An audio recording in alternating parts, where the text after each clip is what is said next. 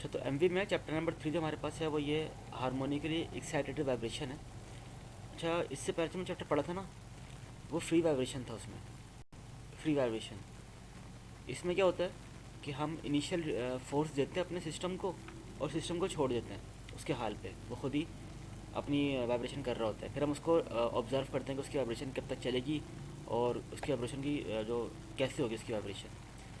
Chapter number 3 जो है वो इसमें हम पढ़ते हैं एक्साइटेड वाइब्रेशन। इसमें क्या होता है, हम जो फोर्स देते हैं ना, वो फोर्स इसको दे रखते हैं, सही है, और फिर उसके रिस्पॉन्स को हम लोग स्टडी कर रहे होते हैं। अब फ़र्क क्या है, जैसे लास्ट चैप्टर्स में उसमें ये होता है कि आपके पास जो ये इक्वेशन ऑफ मोशन होती है ना, जिसमें मास का कंपोनेंट भी आ रहा है, इसमें डैम्पिंग का कंपोनेंट भी आ रहा है और इसमें आपका स्प्रिंग का कंपोनेंट भी आ रहा है, ये तीनों आपके पास बराबर होता है ज़ीरो के, अगर हम फ्री वाइब्रेशन की बात करें। लेकिन फोर्स वाइब्रेशन में, क्योंकि एट द एंड हम उसको कोई ओवरऑल कोई फोर्स लग नहीं रही होती सिस्टम पे, सिस्टम फोर्स फ्री होता है। लेकिन इस फोर्स वाइब्रेशन में हम क्या करते हैं, इसको कंटिन्यूसली फोर्स हम उसको प्रोवाइड कर रहे होते हैं। तो यहाँ पे जो इक्वेशन ऑफ मोशन होती है ना, वो किसी न किसी फोर्स इनपुट के बराबर होती है। तो ये हमारे पास एक नॉन होमोजीनियस इक्वेशन है, क्योंकि जिकोस्टिक के बाद जीरो नहीं आएगा। अगर यहाँ पे जीरो होता है जिकोस्टिक के बाद, तो ये होमोजीनियस इक्वेशन बन जाती है। अभी ये नॉन होमोजीनियस इक्वेशन है, और नॉन होमोजीनियस इक्वेशन में आपके पास हमारे पास दो सोल्यूशन आते हैं। पहला सोल्यूशन होता है हमारे पास होमोजीनियस सोल्यूशन, दूसरा होता है हमारे पास पर्टिकुलर सोल्यूशन। अब जो होमोजेनियस सोल्यूशन होता है उसमें क्या करते हैं, इसको जीरो सपोज कर लेते हैं और सॉल्व करते हैं होमोजेनियस सोल्यूशन। ये होमोजेनियस सोल्यूशन आपका वही सोल्यूशन होता है जो कि आपके पास फ्री वाइब्रेशन में आप निकलते थे। फ्री वाइब्रेशन में हम सिर्फ निकालते ही होमोजेनियस सोल्यूशन थे। अब जबकि फोर्स वाइब्रेशन में होमोजेनियस तो निकालने साथ ही साथ हमने पर्टिकुलर रिस्पॉन्स भी निकालना है इसका। अब जो हमारे पास जो फोर्स वाइब्रेशन होती है ना, फोर्स वाइब्रेशन में कुछ पोर्शन हमारा फ्री वाइब्रेशन का भी यूज़ हो रहा होगा। जैसे यहाँ पे दो सोल्यूशन निकल के आ रहे हैं ना, होमोजेनियस सोल्यूशन और पर्टिकुलर सोल्यूशन। ये होमोजेनियस सोल्यूशन हमारे पास फ्री वाइब्रेशन वाला पोर्शन ही है, जैसे हमने फ्री वाइब्रेशन में किया करते थे। और जो पर्टिकुलर सोल्यूशन है ये हमारा फोर्स वाइब्रेशन का सोल्यूशन है। अब होता क्या है कि ये हमारा एक्चुअल रिस्पॉन्स है, सही है। हमने को इसको फोर्स इनपुट दिया होगा, सही है, और फोर्स इनपुट देने की वजह से उसके बाद दो सोल्यूशन आए, होमोजेनियस सोल्यूशन आया और एक पर्टिकुलर सोल्यूशन आया। अब होता है क्या है, जो होमोजेनियस सोल्यूशन होता है ना, वो कुछ टाइम के बाद ख़त्म हो जाता है। इसको बोलते हैं डाई आउट पॉइंट है ये कुछ टाइम के बाद यहाँ पे ख़त्म हो गया, सही है। लेकिन जो हमारे पास जो पर्टिकुलर सोल्यूशन होता है वो कॉन्स्टेंटली, क्योंकि हमारी जो फोर्स लग रही होती है ना, ये जिसको हम फोर्स इनपुट दे रहे हैं, ये फोर्स इनपुट इसको कॉन्स्टेंटली मिल रहा होता है। इस फोर्स इनपुट की वजह से हमारा एक आउटपुट, जो ये वाला आउटपुट होता है, ये हमें फिक्स रेट के साथ मिल रहा होता है। जबकि हमारे पास जो होमोजेनियस रिस्पॉन्स होता है वो कुछ टाइम के बाद डाइवर्ट हो जाता है, ठीक है। तो आपका जो ओवरऑल रिस्पॉन्स होता है वैसे होता है। शुरू में देखो, शुरू में इनर्शिया को ओवरकम करने के लिए आपका सिस्टम ऐसे कर रहा होता है। जैसे इनर्शिया आपका ओवरकम हो जाता है, फिर आपका जो रिस्पॉन्स होता है, हार्मोनिक रिस्पॉन्स, वो डाइवर्ट हो जाता है।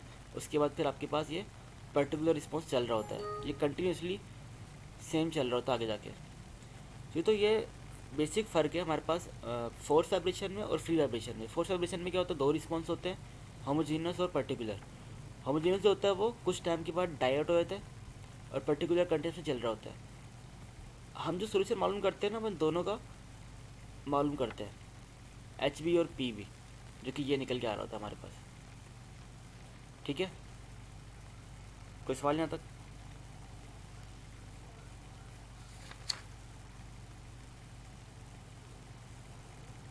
सही है सही है। अब होता है क्या है, हम कोई फोर्स दे रहे होते हैं, फॉर एग्जाम्पल मैंने इसको फोर्स दी,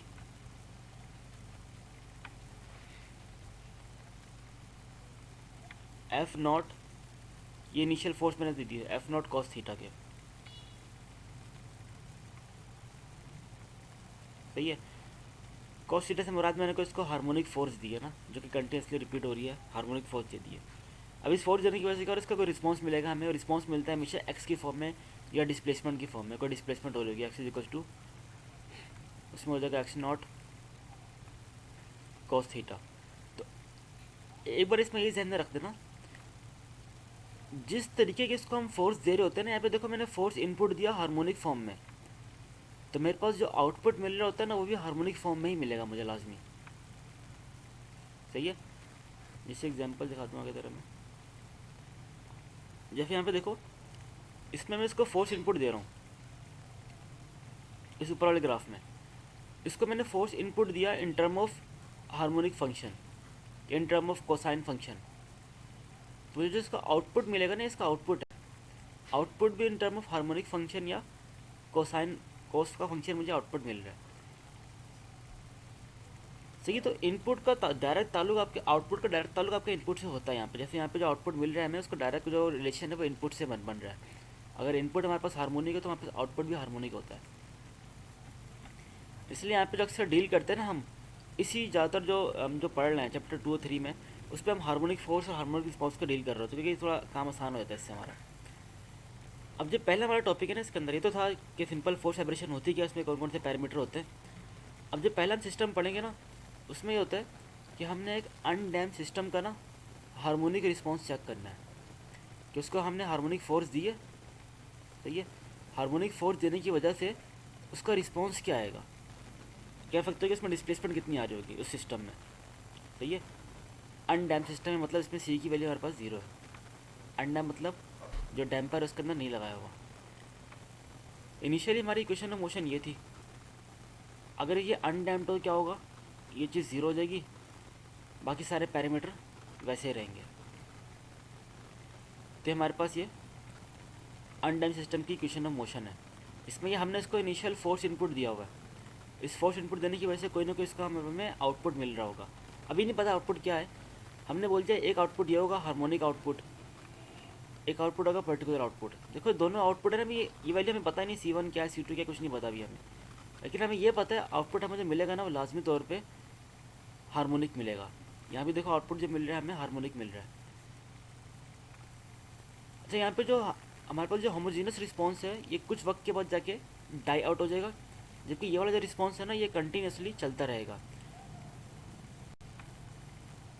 अभी आपका पहला फार्मूला जो अगर आप इसके अंदर नोट करना है, ये वाला फार्मूला, इससे पहले सारी थ्योरी थी, ये पहला फार्मूला है जो आपने नोट करना है। जब भी हम अपने सिस्टम को कोई हार्मोनिक रिस्पॉन्स देते हैं ना, तो सिस्टम हमारा ऐसे, ये एक्स है ना, ये एक्स बोर्ड बता रहा है कि हमारा सिस्टम जो होगा ना इतना डिस्प्लेस करेगा, इतना हमारा सिस्टम डाइवर्ज होगा अपनी इनिशियल पोजीशन से, एक्स बता दिया हमने। सही है। और ये जो एफ नॉट है, ये इनिशियल हमने जिसको डिस्टर्बिंग फोर्स दी होगी अपने सिस्टम का, वो फोर्स है कि हमारा स्प्रिंग कांस्टेंट है, मास हमारा मास, और ये डब्ल्यू जो हमारा, जो हम इसको फ्रीक्वेंसी दे रहे हैं वो है। अगर नीचे वाली इक्वेशन में से मैं के कॉमन ले लेता हूँ तो यहाँ पे 1 बच जाएगा। सही है। और यहाँ पे अगर यहाँ से के कॉमन लेता हूँ तो ये ओमेगा स्क्वायर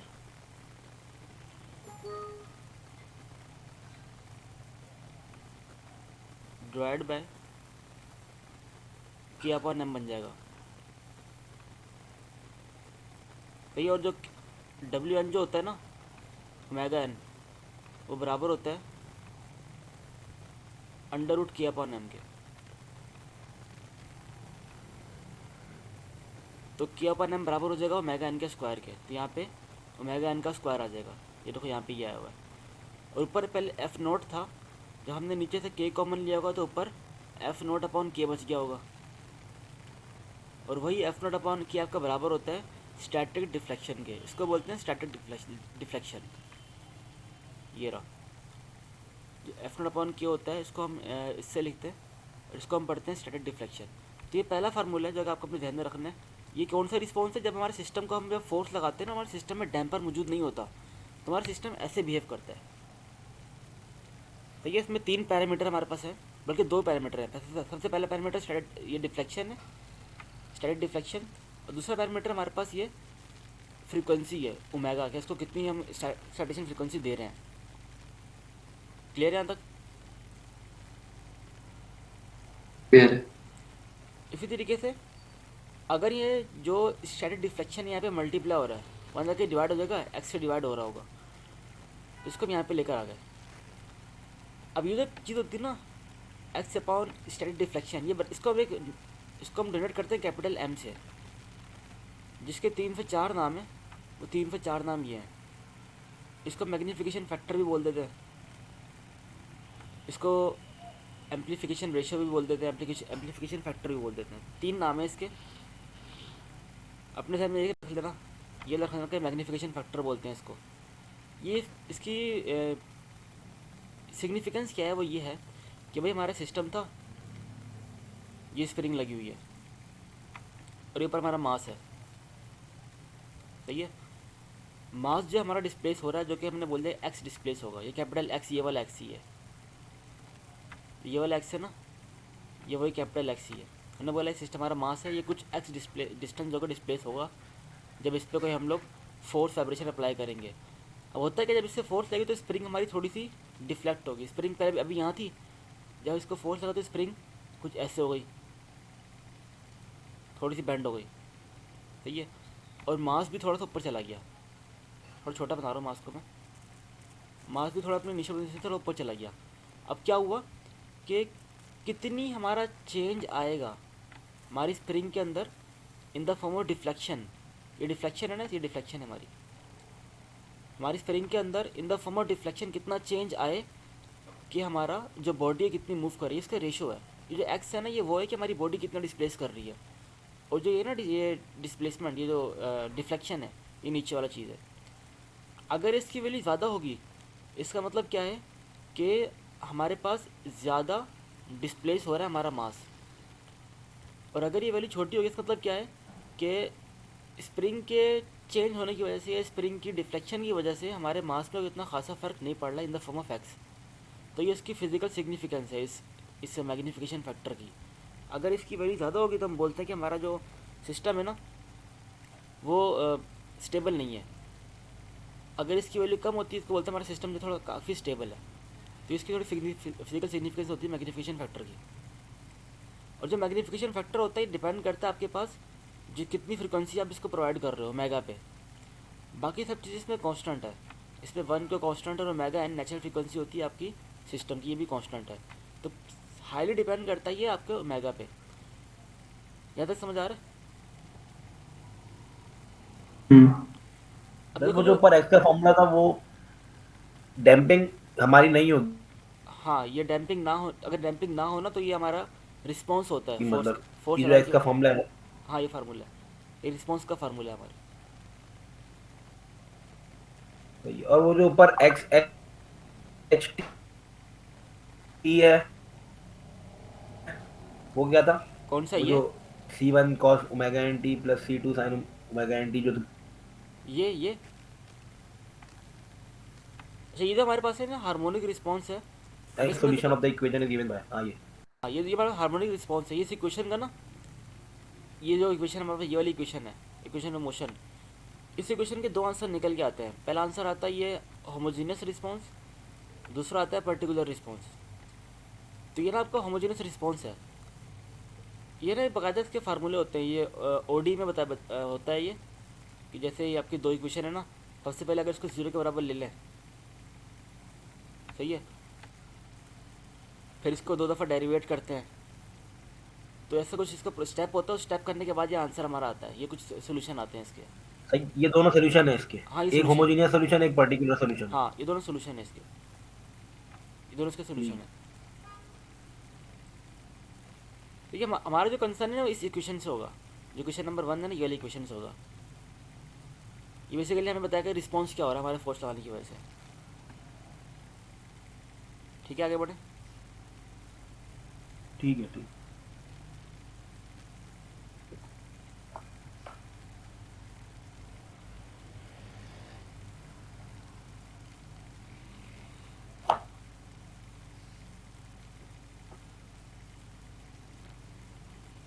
ठीक है, आगे बढ़ते हैं। अच्छा, इसको ये समझ आ गया कि ये एम समझ आ गया ना, इसकी फिजिकल सिग्निफिकेंस वगैरह क्या होती है। हाँ ठीक है, समझ में आ गया। सही है। अब ना जो ये हाईली डिपेंड करता है एम की वैल्यू हमारे पास फ्रीक्वेंसी पे, ओमेगा की वैल्यू पे। सही है, तो ये जो वैल्यू हमारी,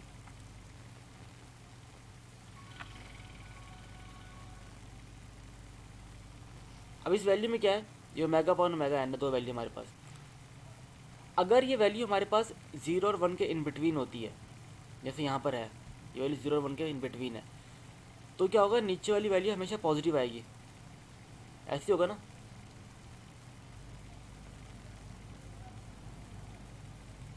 अगर ओमेगा अपॉन ओमेगा एन का जो रेशो है, फॉर एग्जांपल 0.7 ले लो। 0.7 एक ऐसी वैल्यू है जो कि 0 और 1 के इन बिटवीन है। इसका स्क्वायर एक और छोटी वैल्यू बन जाएगी जो कि 0.49 बन जाएगा। सही है। तो 0.49 अगर 1 में से माइनस करोगे तो नीचे हमेशा पॉजिटिव वैल्यू आएगी। तो हमारे पास मैग्नीफिकेशन की वैल्यू हमेशा क्या आएगी, पॉजिटिव रहेगी। तो अगर आपके पास जो ओमेगा और ओमेगा एन का जो रेशियो होता है, अगर ये 0 और 1 के इन बिटवीन लाई करता है तो आपकी वैल्यू हमेशा मैग्नीफिकेशन की पॉजिटिव रहेगी। इसका मतलब क्या है कि आपकी जो एक्स की वैल्यू होगी, जब आपका डिस्प्लेसमेंट होगा, हमेशा पॉजिटिव होगा। इस केस में क्या होता है, इस केस से ग्राफ कुछ ऐसे शो करते हैं इसको, कि जो रिस्पॉन्स हम देते हैं ना, जैसा फोर्स रिस्पॉन्स, जब हमारा फोर्स पीक पे होता है, जब हमारा फोर्स रिस्पॉन्स पीक पर होता है, तो उस वक्त हमारी जो डिफ्लेक्शन होती है, हमारा जो रिस्पॉन्स होता है, वही पीक पर होता है। इस तरह जब हमारा फोर्स डिक्लाइन पे होता है, बिल्कुल, क्योंकि हार्मोनिक है ना फोर्स, ये नीचे अपनी बॉटम साइड पे भी आता है, फिर अपने एक्सट्रीम पॉइंट पे भी जाता है। तो ये हमारे फोर्स बिल्कुल डिक्लाइन पे होगा, अपनी बॉटम पॉइंट पे होगा। उस वक्त में क्या होगा, हमारी जो एक्स की वैल्यू को भी बॉटम पे होगी हमारी। ये सिर्फ इस केस में होता है अगर हमारी ओमेगा और ओमेगा एन की वैल्यू, जो इनका रेशो है, वो 0 से 1 के इन बिटवीन हो। तो इस केस में क्या होता है, हमारी एक्स की वैल्यू हमेशा पॉजिटिव आती है, तो हमारा रिस्पॉन्स पॉजिटिव रहता है। हमारा रिस्पॉन्स देखो पॉजिटिव है ये। इसी तरीके से अगर हमारी इसकी वैल्यू ओमेगा और ओमेगा एन का रेशो जो है वो ग्रेटर देन 0 हो जाए, अगर यहाँ पे मैं ओमेगा और ओमेगा एन का रेशो ग्रेटर देन 0 रख दूँ, तो इसमें क्या होगा, नीचे वाली वैल्यू हमेशा नेगेटिव आएगी। नीचे वाली वैल्यू हमेशा नेगेटिव होगी, जिसकी वजह से क्या होगा, हमारी एक्स की वैल्यू भी नेगेटिव आ रही होगी। तो उस केस में क्या होता है कि हम जो फोर्स देंगे ना, हमारी फोर्स का जो पीक होगा,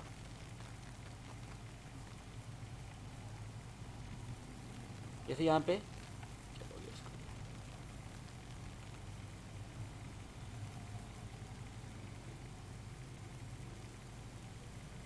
जैसे यहाँ पे हमारी ये फोर्स है, फोर्स का सबसे बॉटम पॉइंट होगा जब फोर्स बिल्कुल मिनिमम होगी, उस वक्त हमारा क्या होगा, जो रिस्पॉन्स होगा ना, क्योंकि उल्टा है ना, बिल्कुल नेगेटिव है।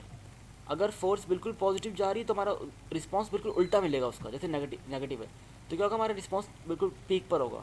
और अगर हमारी फोर्स बिल्कुल पीक पर होगी तो हमारा जो रिस्पॉन्स है मिल रहा होगा, बिल्कुल नेगेटिव मिल रहा होगा, बिल्कुल उसके ऑपोजिट मिल रहा होगा। तो इसको बोलते हैं कि अगर हमारी जो रेंज होगी, जो मेगा अपन मेगा इनका रेशियो का ग्रेटर देन 0 होगा ना, तो हमें ये रिस्पॉन्स मिलता है। इसी तरह अगर ओमेगा अपन, तीसरा केस लास्ट केस है, अगर हमारा ओमेगा अपन ओमेगा इनका रेशियो इक्वल्स टू 1 हो जाए, जैसे कि यहाँ पे अगर हम ओमेगा अपन ओमेगा इन की वैल्यू 1 रख दें, तो नीचे 0 आ जाएगा। नीचे 0 आने की वजह से क्या होगा, ये चीज़ जो होगी, एक्स की वैल्यू इन्फिनिटी आ जाएगी। तो इस केस में हमारा जो रिस्पॉन्स मिलता है ना, हमें ये रिस्पॉन्स मिलता है कि हमारी वैल्यू इन्फिनिटी, मतलब बहुत ज़्यादा वैल्यू बढ़ रही होती है, बढ़ती रहती है आगे जाके। ये तो 3 इसके केसेस होते हैं। सबसे पहले ओमेगा पर ओमेगा इनके रेशियो अगर 0 से 1 के इन बिटवीन हो, तो जो आपकी फोर्स होती है ना, जैसा आपका इनपुट होता है वैसे आपका आउटपुट मिल रहा होता है in the form of displacement. और इसी तरीके से अगर आपका जो रेशियो है ये ग्रेटर देन 0 चले जाए, ग्रेटर देन 1 हो जाए, तो आपका जो रिस्पॉन्स होता है नेगेटिव मिल रहा होता है। और अगर आपका रिस्पॉन्स इज इक्वल्स टू 1 हो जाए, तो आपका रिस्पॉन्स इन्फिनिटी की तरफ जा रहा होता है। तो ये 3 केसेस इस इक्वेशन से वाबस्ता है, इस इक्वेशन से। ये 3 केसेस क्लियर है? ऐसे मतलब अगर हम इसको डायग्राम में देखें, जो तुमने वो डायग्राम बनाई थी ऊपर, ये तो वही जो स्प्रिंग के साथ वो लगा हुआ था, एक वो जो मास हाँ लगा हाँ, हुआ है। ये यहाँ ये सही। तो अब तीसरे वाले केस में मतलब अगर ओमेगा अपॉन ओमेगा एन 1 के बराबर हो जाएगा, हाँ हाँ, तो मतलब ये हिलता ही रहेगा क्या? मतलब इसका मतलब ये है कि हम ना जब जब भी क्या होता है, जब हमारे पास ओमेगा अपन ओमेगा एन बराबर होता है ना, इसका मतलब ये है कि हमने उसकी नेचुरल फ्रीक्वेंसी एक्वायर कर ली है सिस्टम की। फॉर एग्जांपल कोई सिस्टम है और उसकी नेचुरल फ्रीक्वेंसी 5 है, सही है, और हम जो उसको रिस्पॉन्स दे रहे हैं ना, रिस्पॉन्स देते देते हमने उसकी जो नेचुरल फ्रीक्वेंसी को अचीव कर लिया हमने, मतलब ओमेगा बराबर हो गया ओमेगा एन के। इस केस में क्या होता है, रेजोनेंस कॉज होती है। रेजोनेंस एक ऐसा फिनोमेना होता है जिसमें आपका सिस्टम के फेल होने का खदशा होता है। ये जो एक्स की वैल्यू इन्फिनिटी तक जा रही है, इसका मतलब ये है कि आपका सिस्टम फेल हो सकता है या सिस्टम क्रैक कर सकता है। फॉर एग्जांपल अगर कोई मटेरियल है तो मटेरियल ब्रेक हो सकता है, इसका मतलब ये है। ठीक है, सही है, सही। तो ये इसका मतलब ये नहीं कि आपका, जैसे इस केस में ऐसा हो सकता है कि इसको फोर्स लगाई ना, तो आप क्या पता है यहाँ पे क्रैक आ जाए, सही है, कि सिस्टम फेल हो जाए, ब्रेक हो जाए, इसका मतलब ये है। सही है, सही है। क्योंकि मटेरियल की जो जो बेयर करने की लिमिट थी ना, उसको हमने एक्सीड कर लिया। अब इसको बोलते हैं रेजोनेंस। लिखा भी होगा यहाँ पे केस 3 में कि यहाँ पे रेजोनेंस कॉज होती है। सही है, क्योंकि ओमेगा जो होता है ना वो बराबर होता है हमारे ओमेगा एन के, तभी इसकी वैल्यू 1 के बराबर आ रही होती है। इसीलिए क्या होता है, हमारे पास रेजोनेंस कॉज होती है। ठीक है, ठीक है, ठीक है। यह है क्लियर आपको भी? हाँ क्लियर है। ठीक है, इसका एक न्यूमेरिकल है, छोटा सा सिंपल है, मुश्किल नहीं ज़्यादा। इस पर क्या लिखा हुआ है, रेसिप्रोकेटिंग पंप है जिसका जो वेट है वो इतना है, तो हमें यहाँ से मास मिल जाएगा। सही है, is mounted at the middle of a steel plate of thickness 0.5 inch and width 20 inch, और इसकी लेंथ जो है वो 100 इंच है। तो 0.5 थिकनेस इस बीम की, इसकी लेंथ है वो 100 इंच है, और इसकी जो विड्थ है जेड एक्सिस में पीछे वो हमारे पास 20 इंच है। और जो बीम है दोनों साइड से ऐसे फिक्स है, यहाँ से ही फिक्स है, यहाँ से ही फिक्स है, और इस बीम के ऊपर हमने एक रेसिप्रोकेटिंग पंप रख दिया, ये जिसका मास ये है। और जो बीम है वो दोनों साइड से क्लैम्प्ड हुई है। During the operation of the pump the plate is subjected to harmonic force. अब क्या हुआ, देखो हमें ये फोर्स इनपुट दे दिया गया। अक्सर क्वेश्चन में ना आपको लाजमी तौर पे फोर्स इनपुट गिवन होगा, और देखो इस क्वेश्चन में कहीं भी डैम्पिंग का तस्करा नहीं है। अगर डैम्पिंग का इसमें कहीं भी तस्करा होगा, इसका मतलब यह है कि वो डैम्पिंग वाला क्वेश्चन है। अभी हमने पहला टॉपिक पढ़ा था अनडैम्प्ड के लिए ना, तो अनडैम्प वाले क्वेश्चन में डैम्पिंग का तस्करा नहीं किया जाता। आप खुद ही समझ पड़ता है कि ये आपके वाकई में क्वेश्चन जो है ये अनडैम्प्ड का क्वेश्चन है, क्योंकि इसमें डैम्पर नहीं लगा हुआ। आपको फोर्स इनपुट दिया हुआ है और आपसे बोला गया कि find the amplitude of the vibration of the plate. Amplitude मतलब एक्स, आपको एक्स मालूम करना है कि जो प्लेट है, जो बॉटम में जो प्लेट लगी हुई है जिसको बीम बोला हुआ हमने, ये इस प्लेट का जो रिस्पॉन्स होगा in the form of x वो क्या होगा, हमें वो बताना है। हमें पता है रिस्पॉन्स का फार्मूला ये होता है, अभी पढ़ा है अनडैम्प्ड का ही रिस्पॉन्स का फार्मूला ये होता है, क्योंकि सबसे पहले वाला फार्मूला था जिसको मैंने कहा था ये याद करना है हमने।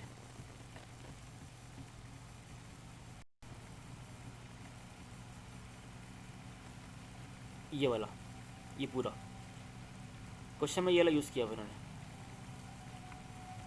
अब देखो इसमें हमें चीज़ें क्या क्या चाहिए हमें। सबसे पहले तो इसमें हमें इनिशियल फोर्स चाहिए, फोर्स इनपुट चाहिए एफ नॉट। सही है, दूसरा हमें स्प्रिंग कांस्टेंट चाहिए के, हमें सिस्टम का मास चाहिए, हमें उसकी नेचुरल फ्रीक्वेंसी चाहिए। अच्छा, हमें जो ये फोर्स इनपुट दिया हुआ है ना, ये फोर्स इनपुट एक ख़ास फॉर्म में दिया हुआ है। एफ बराबर होता है, क्योंकि ये हार्मोनिक रिस्पॉन्स है ना, तो हार्मोनिक रिस्पॉन्स में ये होता है कि एफ बराबर होता है ओमेगा, बल्कि नहीं ओमेगा नहीं होता, हाँ, फोर्स बराबर होती है एफ नॉट, क्योंकि इनिशियल फोर्स उसको डिस्प्लेस करने के लिए काम आती है, एफ नॉट कॉस